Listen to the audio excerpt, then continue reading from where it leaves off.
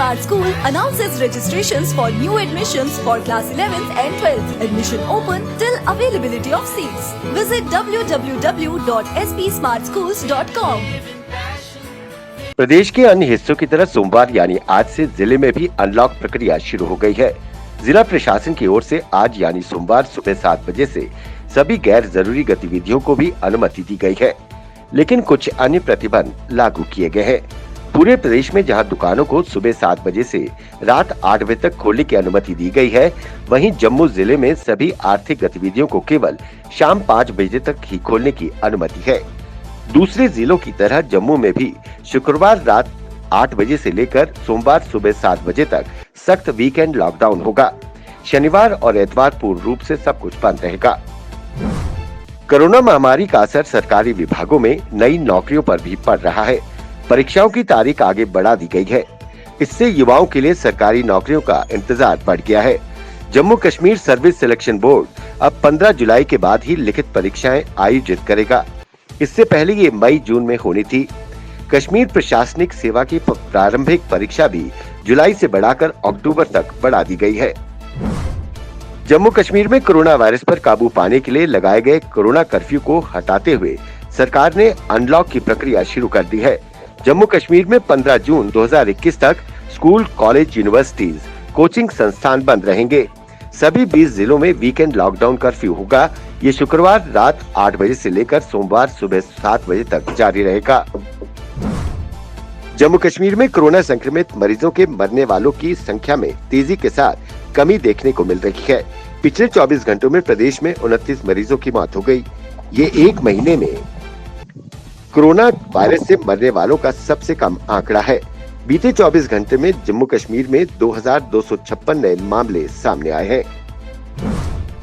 प्रधानमंत्री कार्यालय के राज्य मंत्री डॉक्टर जितेंद्र सिंह ने मोदी सरकार के सत्ता में 7 साल पूरे होने पर बीते रविवार को अपने उधमपुर डोडा संसदीय क्षेत्र की 7 पंचायतों में कोविड सेवा के कार्यक्रमों में वीडियो कॉन्फ्रेंसिंग के जरिए हिस्सा लेकर लोगों की मदद कर रहे कार्यकर्ताओं का हौसला बढ़ाया।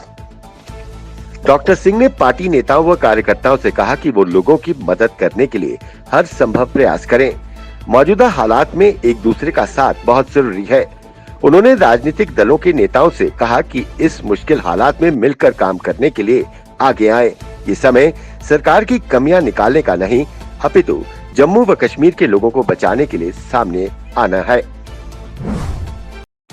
उत्तरी कश्मीर के कुपवाड़ा जिले के हंदवाड़ा में सब्जी बाजार में आग लगने की घटना में कम से कम 20 सब्जी की रेहड़ियां जलकर राख हो गयी। ये आग बीती शाम ओल्ड बस स्टैंड हंदवाड़ा के पास सब्जी मार्केट में लगी। आग बुझाने के लिए फायर ब्रिगेड की गाड़ियां मौके पर पहुंची। अभी नुकसान के बारे में कोई सूचना नहीं मिली है। जिला रामबन के बनिहाल में बीजेपी नेता शाहीन रसूल मलिक ने संगठन ही सेवा कार्यक्रम लॉन्च किया। उन्होंने बनिहाल में जरूरतमंदों के बीच मास्क, सैनिटाइजर, फ्रूट जूस वितरित किए। उन्होंने अरुण मेहता के साथ बनिहाल में किए जाने वाले विकास कार्यों पर चर्चा की और लोगों की समस्याओं का प्राथमिक के आधार पर हल करने की मांग की। कोरोना संक्रमण के कारण लगातार दूसरे साल भी मंदिरों को आर्थिक संकट झेलना पड़ रहा है। मंदिर बंद तो नहीं है, लेकिन कोरोना कर्फ्यू के कारण श्रद्धालु नहीं पहुंच पा रहे हैं। इससे मंदिरों में सन्नाटा पसरा हुआ है। साथ ही दान पात्र भी खाली पड़े हैं। अप्रैल और मई में हिंदू धर्म के कई बड़े त्योहार और पर्व होने के बावजूद दान पत्र खाली हैं, जिसकी वजह से पुजारियों और मंदिरों की आय नहीं हुई। व्यवस्था लड़खड़ाने लगी है। इसका असर पुजारियों और वहां काम करने वालों की आर्थिक स्थिति पर पड़ रहा है। धर्मनगरी कटरा में अब कोरोना के मामलों में काफी गिरावट आई है, जिसके कारण मां वैष्णो देवी की यात्रा में इजाफा होने लगा है। वहीं बीते शनिवार इतवार पहली बार यात्रा में बढ़ोतरी देखी गई है। बीते रविवार को 1500 भक्तों ने पंजीकरण करवाकर भवन की ओर प्रस्थान किया। वहीं बीते शनिवार को करीब 2500 भक्तों ने मां की पवित्र पिंडियों के दर्शन किए।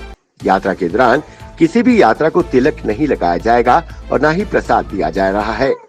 भवन सहित यात्रा मार्ग पर जगह जगह सैनिटाइजिंग बूथ बनाए गए हैं। वहीं हेलीकॉप्टर और बैटरी कार सेवा सुचारू है, जिसका लाभ यात्री उठा रहे हैं।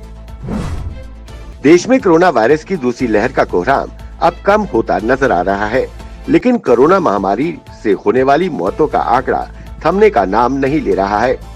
देश भर में बीते 24 घंटों में कोरोना के 1,52,734 नए मामले सामने आए हैं। वहीं इस दौरान 3,128 मरीजों की मौत हो गई। कोरोना वायरस की उत्पत्ति को लेकर आज भी रहस्य बरकरार है। अभी तक इसकी आधिकारिक पुष्टि तो नहीं हो पाई। आखिर कोरोना कैसे और कहां से फैला? इस बीच अमेरिका के पूर्व विदेश मंत्री माइक पॉम्पियो ने बड़ा दावा किया है कि वुहान इंस्टीट्यूट ऑफ वायरोलॉजी अपने नागरिक अनुसंधान के साथ साथ सैन्य गतिविधियों में लगा हुआ था। वुहान लैब के भीतर पीपल्स लिबरेशन आर्मी से जुड़े प्रयास में चीनी सेना लगी हुई थी। देश में कोरोना महामारी का प्रकोप, महंगाई की तेजी से बढ़ती रफ्तार के बीच सरकारी तेल कंपनियां आम जनता को निचोड़ने में लगी हुई है। आज फिर सरकारी तेल कंपनियों ने पेट्रोल और डीजल की कीमतों में वृद्धि की है। आज पेट्रोल के दाम में 28 से 29 पैसे तो वहीं डीजल की कीमतों में 24 से 28 पैसे प्रति लीटर की बढ़ोतरी की गई है।